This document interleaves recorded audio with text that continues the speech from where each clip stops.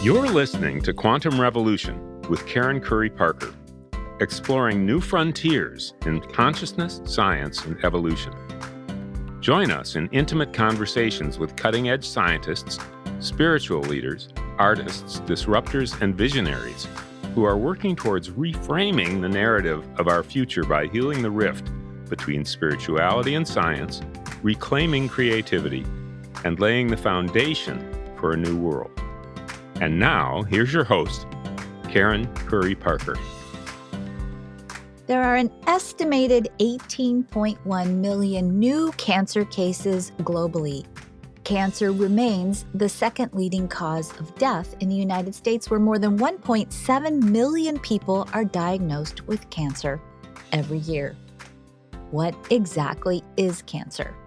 According to current medical practices, cancer begins when cells acquire the ability to grow uncontrollably and ultimately invade and damage the body's normal tissues. Cancer development happens in multiple stages, from precancerous changes to malignant tumors.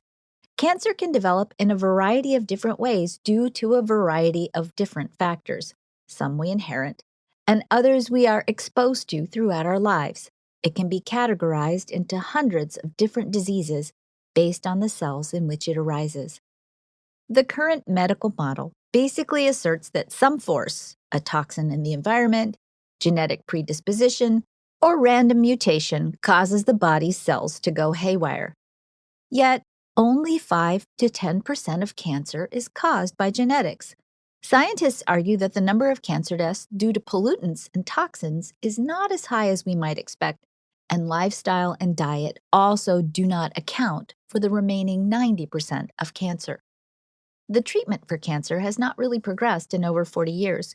We still assault sick and mutated cells with either surgery, radiation, or toxic chemicals. In a materialistic worldview, it's too easy to tackle a problem in the body with a physical solution. I want to walk a very careful line here. When the body has manifested the symptoms of disease, oftentimes the only course of treatment left is to physically manipulate the body. If you have a broken leg, the most likely course of treatment is to fix the leg. If your body has cancer, you might have to physically remove the cancer as part of healing the body. But what if there's more to this equation? What if cancer isn't just some random response to the environment, but also a physiological manifestation of emotional pain? What if one of the sources of lasting emotional pain and eventually physical disease is childhood trauma? According to this week's Quantum Revolution guest, Dr. Eric Kuelker, the mind is the most important part of you. That is where you experience your emotions, and it controls the rest of the body. If your mind is healthy, then you feel great and your body is robust. But if you have had multiple psychological injuries, you are 5 times more likely to develop depression than someone who has not. You are 310% more likely to have a heart attack and 250% more likely to develop cancer. Psychological injuries are the single biggest cause of mental health problems and play a huge role in 7 of the 10 causes of premature death. Are physical injuries really the deadliest of them all? Join us as Dr. Kuelker unpacks the science of how wounds to the mind hurt the body and how we can achieve deep healing for both. Hi, everyone. I'm Karen Curry Parker. Welcome to the Quantum Revolution. I'm here today with Dr. Eric Kuelker. We're going to be talking about his breakthrough research about the relationship between childhood psychological injury and adult cancer. This is a pretty huge conversation we're going to be having. So I want to know, how did you get interested, or what sparked you in thinking about this topic in the first place? Well, actually, the seeds were laying much, much earlier in my life. When I was in my teens, my mom started to get sick. She was a very wonderful, loving lady, and she just got sick, diagnosed with cancer, and she died at age 16. When I was 16 years old. And it was just tragic and crushing. And I thought, man, no, it's just a bad roll of the genetic dice. It was some genetic mutation that caused the cancer that took her life. And then many years later, I started reading in the area of psychology, and I ran across huge research that was done in San Diego. And what they did was they had 17,000 people in a very large health maintenance organization in San Diego. I've been to San Diego. I think it's just a beautiful city, great environment. There's all sorts of fancy cars crawling through the streets. People are living the American dream in the city. And so people in this sample, most of them had been to college, they had good jobs, they had good health care. And then the researchers asked them about their childhoods. And they asked, were you ever physically, emotionally, or sexually abused? Were you physically or emotionally neglected? Or you just didn't feel cared for at all? Did you have a parent with a substance abuse problem? A serious mental illness? Had a family member gone to jail? Was there violence in the home? Or were you separated from a parent before the age of 18? And so they just added up these psychological injuries. Now there's other psychological injuries that this scale doesn't capture, like bullying in childhood. And then they followed these people. And because this was a health maintenance organization, they had all these records. And so Dr. Felitti and Dr. Anda could track what were the health outcomes. And they found that people that had 4 or more psychological injuries, their risk of developing cancer later in life was 230% greater. And I just stared at that. I thought, wow. And I suddenly realized this isn't just a statistic. This is a picture of my family. Because when I found out about my mom's life, her mom died when she was about 5 years old. So that's one childhood trauma. Secondly, when she was a little girl, the Germans invaded Holland. And, that's where she was living. That's a pretty major trauma. And then a brother died during the war. That's another trauma. And her father was emotionally abusive and a pretty angry guy. And it suddenly clicked for me. Wow, maybe all these psychological injuries that my mom experienced in childhood were a contributing factor to cancer. Now, there's many different pathways to cancer, right? Like if you're exposed to lots of secondhand smoke, yeah, you're going to get cancer. Mm-hmm. Or high levels of radiation, yeah, you'll get cancer from that as well. So psychological injuries are just one pathway. But I was just stunned to go, wow, maybe all the trauma and neglect that my mom went through in childhood contributed to her cancer. I want to jump in right away because in the work that I do, we do a lot of trauma relief work. And we're not working with people who I would consider to have experienced what we consider to be major traumas. These aren't people who are dealing with life-threatening events, sexual assaults, violence. These are people who are struggling with money or struggling with their relationships, regular kinds of everyday sort of problems. And we are finding that underneath these struggles, there's what we're calling trauma. I think, there's different kinds of trauma. There's macro trauma and micro trauma. But I find that in my client base, and I would say I have a fairly self-aware client base that's consciously on a path towards wellness, that about 83 to 86% of my clients report themselves as feeling somewhat traumatized by events in their life, which I think is a pretty astronomical number. And I would say these are, again, probably similar people that were in this HMO study. So I'm curious, when we look at your psychological injury index and all these lists of things that you consider to be psychological injuries as children or for children, how many people have 4 or more? Well, Dr. Felitti and Dr. Anda from the Centers of Disease Control in this big sample, they found that 2/3 of the people had at least one. Mm. I have one. My mom died when I was 16. So I was separated from a parent before the age of 18. Just start asking people. It's astounding the number that bubble up to the surface. Yeah. But the thing is, nobody had ever asked before. And that's what was so stunning, was they suddenly realized this is far more widespread than anybody thought. And they tend to cluster together, right? And it tends to be that people have 2 or 3 of these psychological injuries in childhood. The largest group has just one and it kind of decreases, but they're astonishingly widespread. So, okay, you came across this study, you started thinking about your mom, then what? I just started reading more and I thought, well, how does this happen? Right? How is it that having a brother who gets killed during the war, how does that result in cancer many Mhm. years later? Like, what are the pathways? And so there's a couple of pathways. The first is the fight or flight response. And when people are exposed to very frightening events, all this adrenaline or epinephrine gushes into the body, you go into fight or flight mode, and that revs up the body to deal with a threat. Now, that's fine if that happens occasionally, but people with psychological injuries in childhood, that happens frequently, right? If your dad is an alcoholic and he blows up and he's yelling at mom every third night, well, you're going into fight or flight mode every third night. That takes a real toll on the body.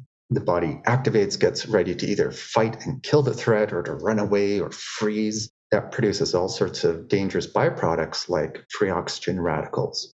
And these free oxygen radicals break everything up. They even break your DNA. Then a second pathway is, cortisol. That's another stress hormone. It floats around in your bloodstream, and that also tends to break apart DNA and cause other changes. So it's the going into fight or flight mode frequently.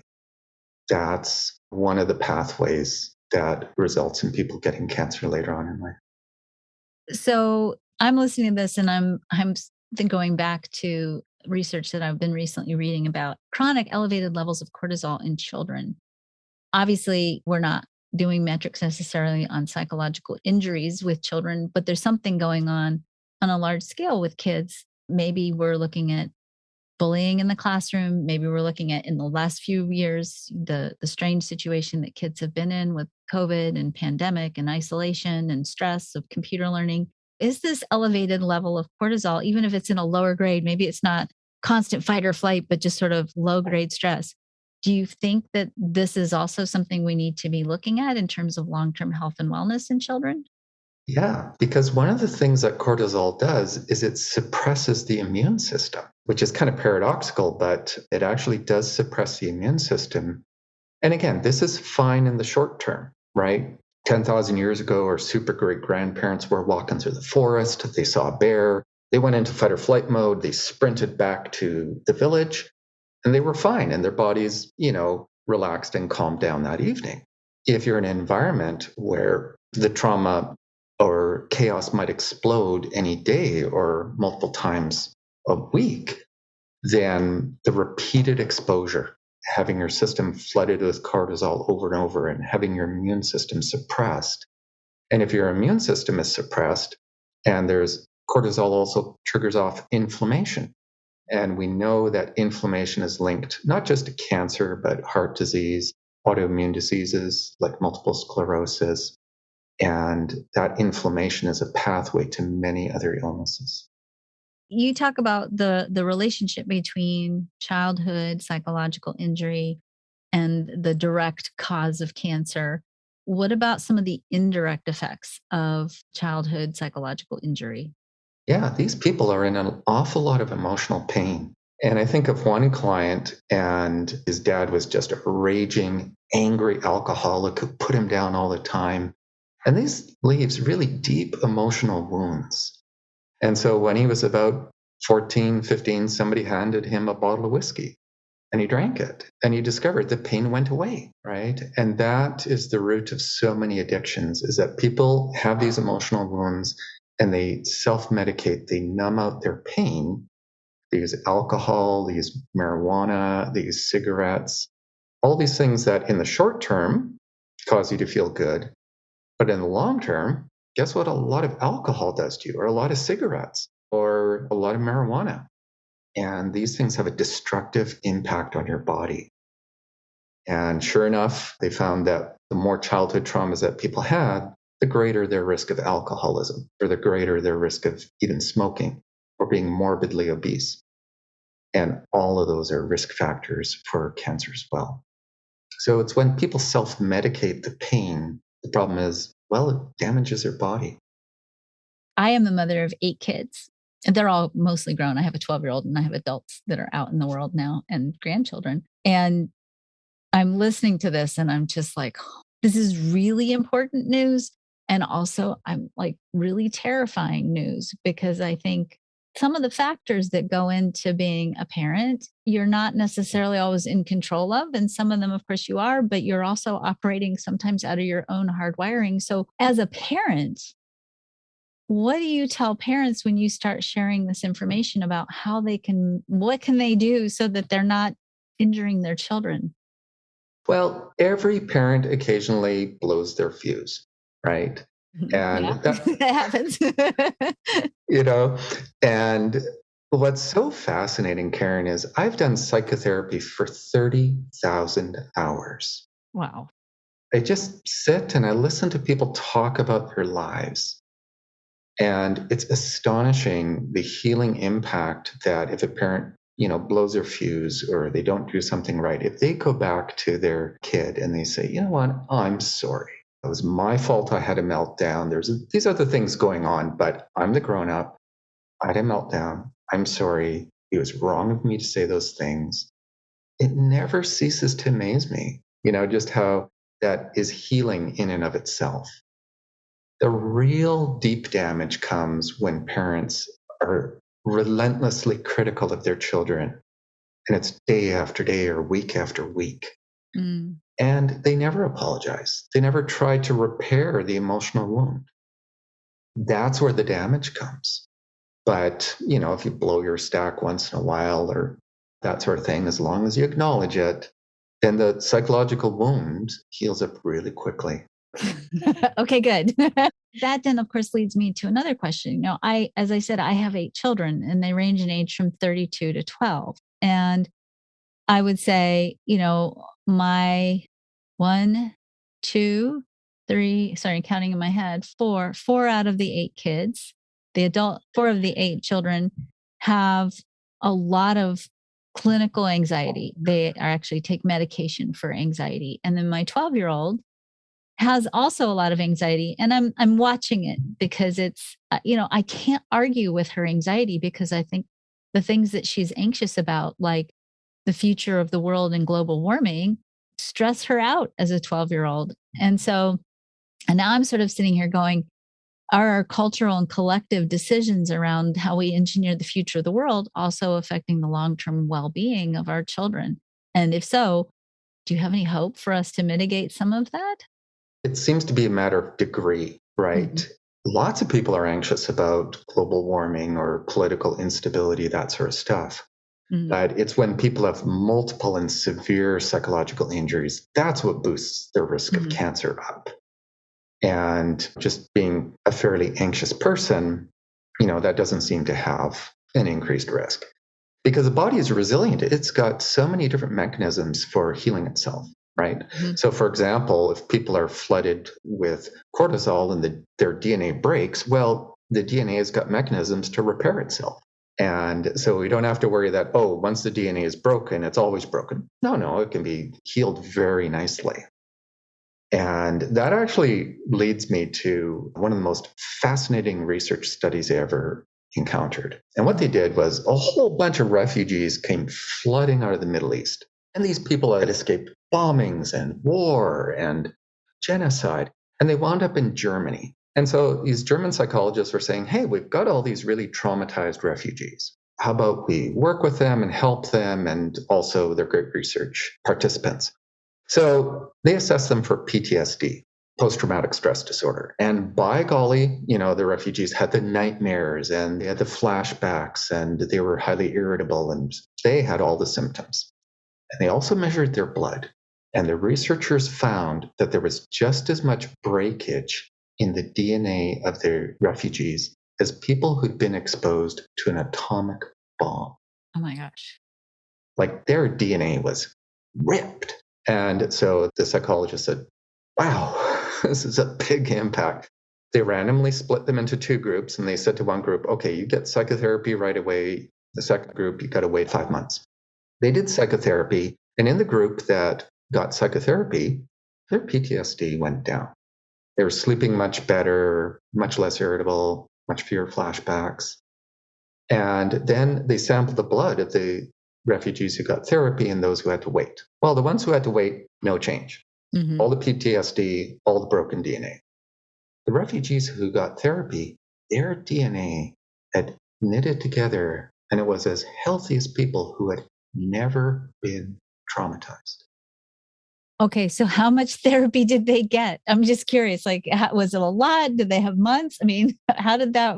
What was the formula there? It was a 5-month intervention, and I think it was every couple of weeks. I don't know exactly, but it wasn't a gargantuan. It wasn't a multi-year intervention, and it just was astonishing that a couple times a week for 5 months you get healing at such a profound level. There's many other research studies like that if people get psychotherapy that's effective, that's helpful for them, it doesn't just weave the DNA back together, it actually rewrites the DNA and it actually changes structures in your brain. It has a cascade of effects all the way through the body. That's incredibly powerful. So my brain is starting to think about how much money could we be saving in the healthcare system if we were proactive on the front end when people experienced trauma. Roughly 10 to 11% of all cancers are directly attributable to trauma and neglect in childhood. There's billions that we're spending on, treating cancers.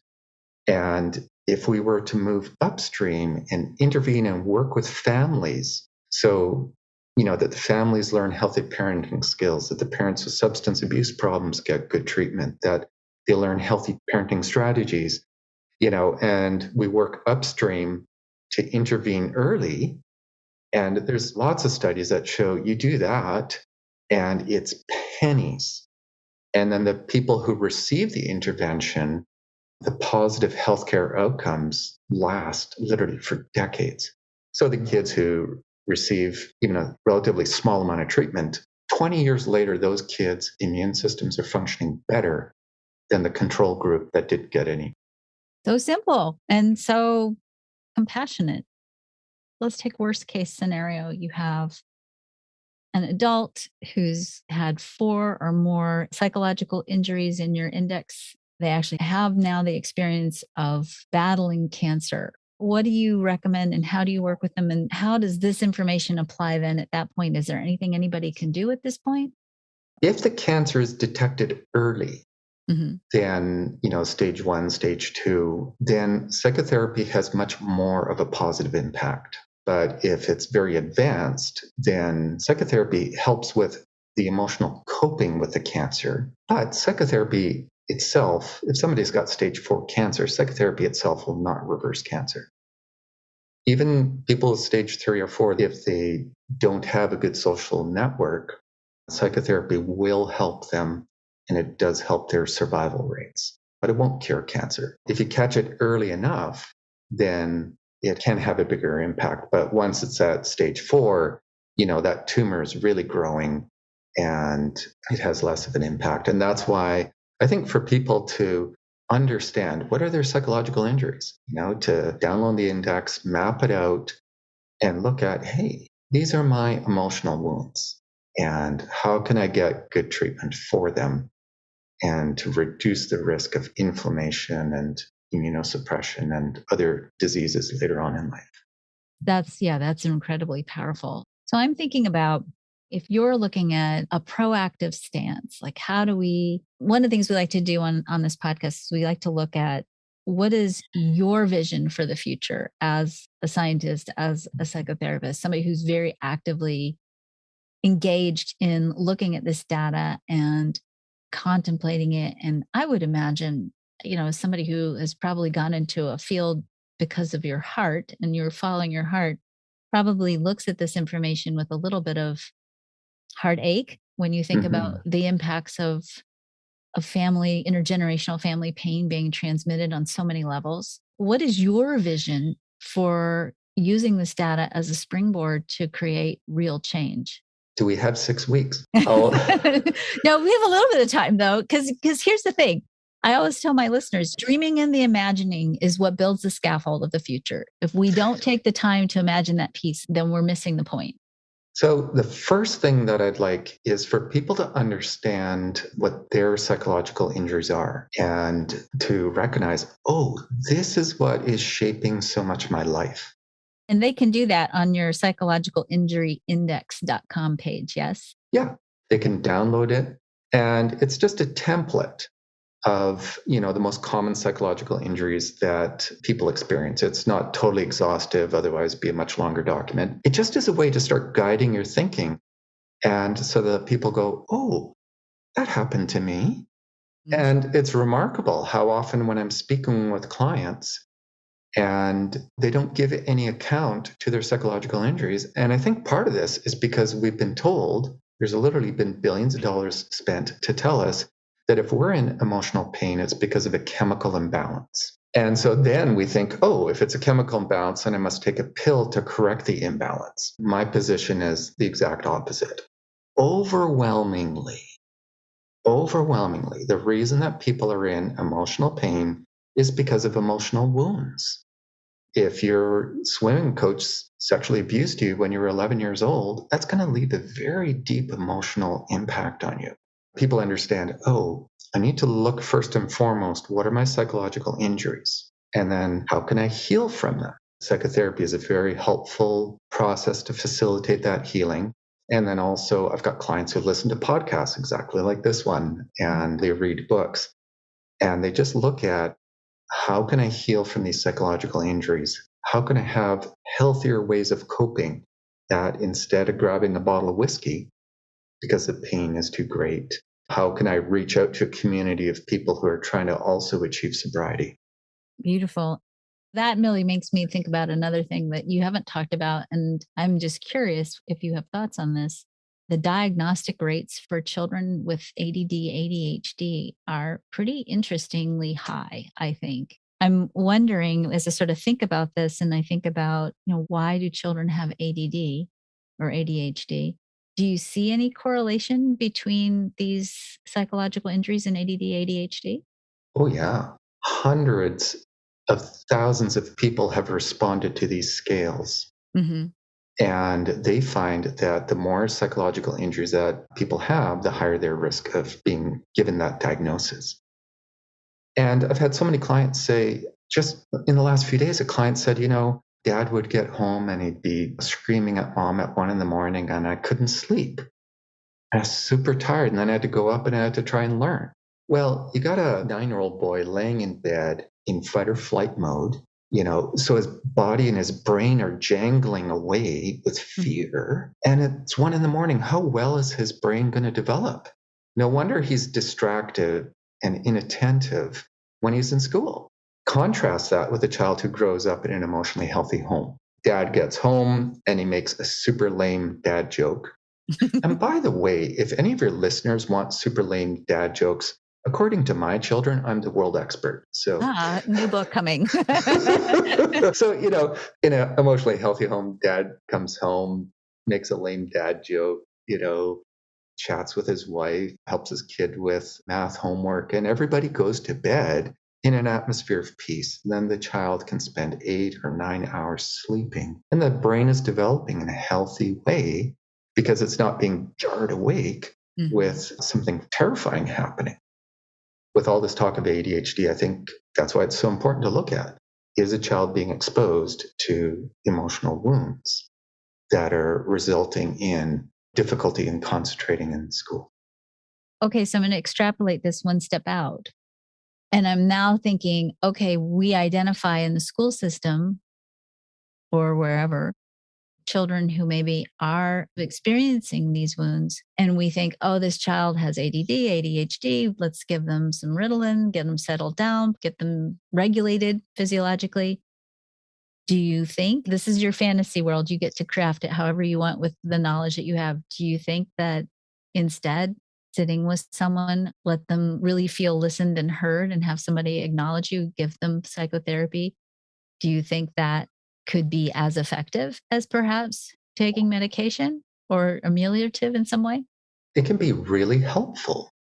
And what would also be helpful, as I said, is to work with the family. Children grow up in families.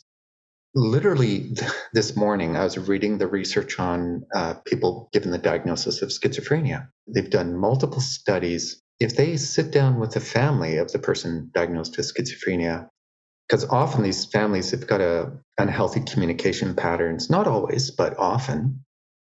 And if they teach the family healthy ways of communicating, effective problem solving, and they work with the family, then those people who get that intervention, they're half as likely to be hospitalized again as the families where there's no intervention. So it's not about pulling one person out and saying, oh, you have the problem. You have the ADHD or the schizophrenia, and we just have to look at you in isolation. It's also really helpful to say, what's the family network? If a kid is really inattentive and acting out in class, yeah, it's really helpful for a psychotherapist to work with that child. And then also helpful to work with the family to see what's going on. And then are there ways to work with the family to facilitate that child's growth and to facilitate that child learning ways of self-regulating. And so it might mean saying to the parents, take the TV out of your kid's bedroom. A good way to get ADHD is to let a kid have a TV in their bedroom so they can watch it till 2 a.m. and be sleep deprived and flashing images in their brain. It might be helpful to say, yeah, I have the TV be in the living room. There's very practical, common sense interventions that can be done. But then also to see, are there more serious things going on? Is mom struggling with deep depression so that the entire family is supported?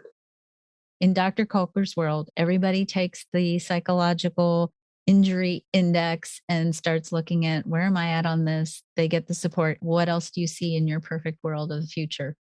They get the support, they get the intervention, and then we also start changing our thinking as a society. We start saying, wow, so many people have cancer because of psychological injuries.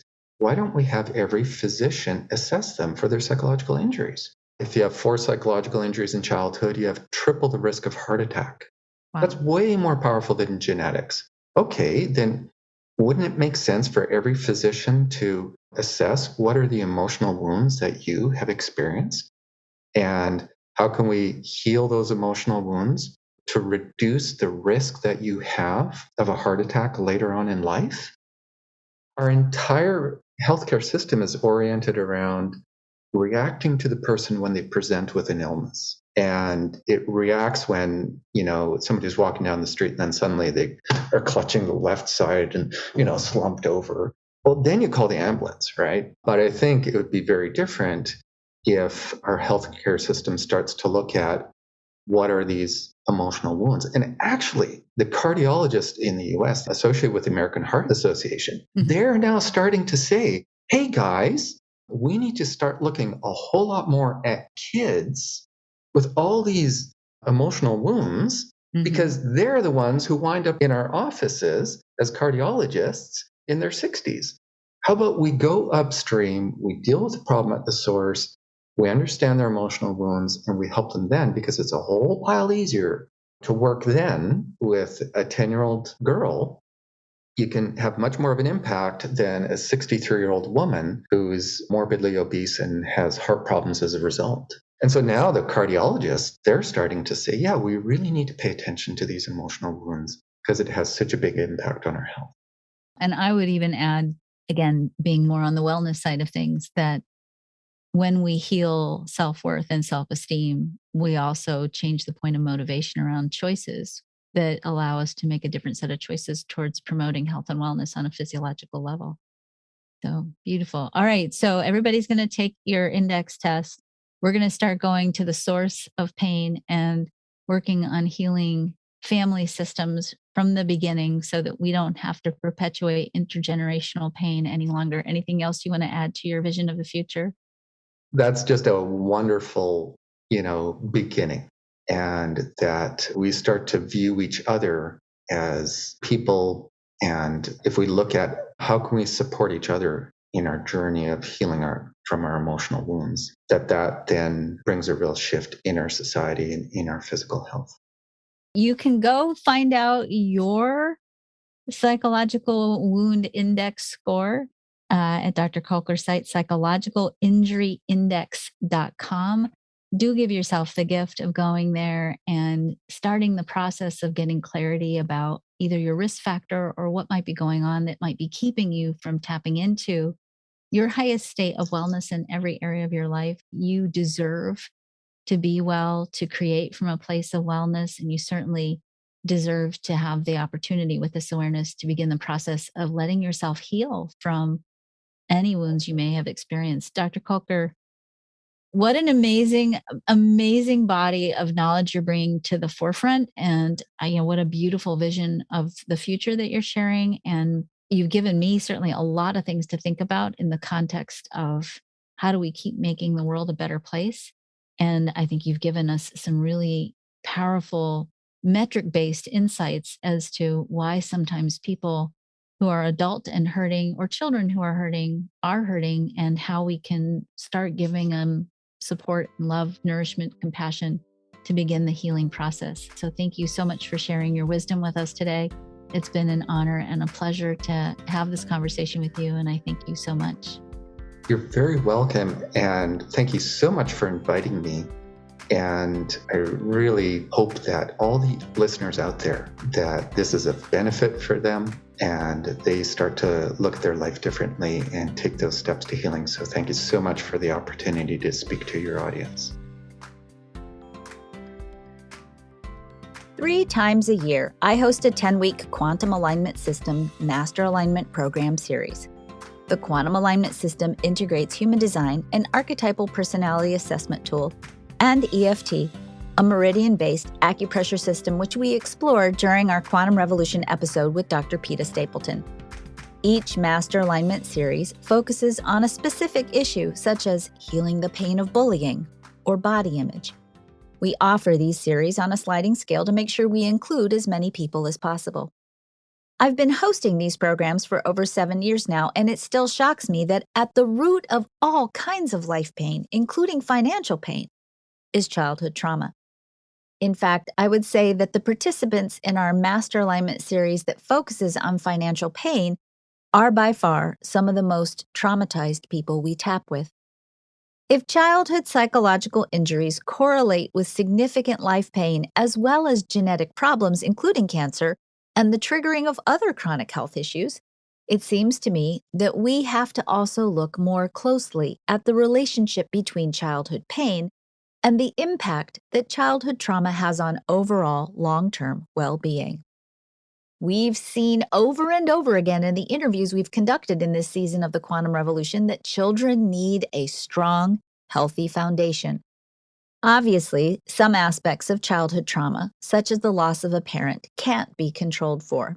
But if we know that these kinds of events have lasting impact on not only the emotional well-being of a person, but the long-term health of an individual, as a society, it makes sense to invest in helping children heal from these kinds of traumas on the front end.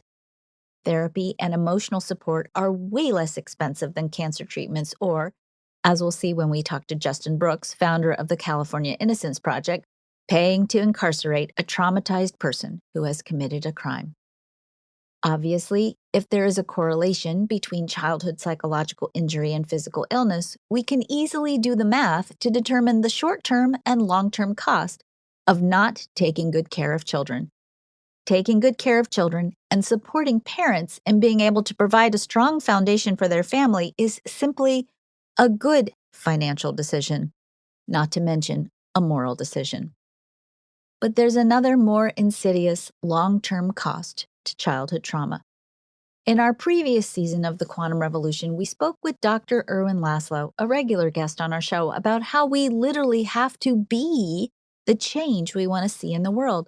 When we embody a certain intention with attention, it literally causes the quantum world to organize itself in fields of information that ultimately manifest in the material world. When we do not heal trauma, and we embody the energy of trauma, we cause the quantum world to organize itself in fields of information that continue to manifest as trauma in the physical world.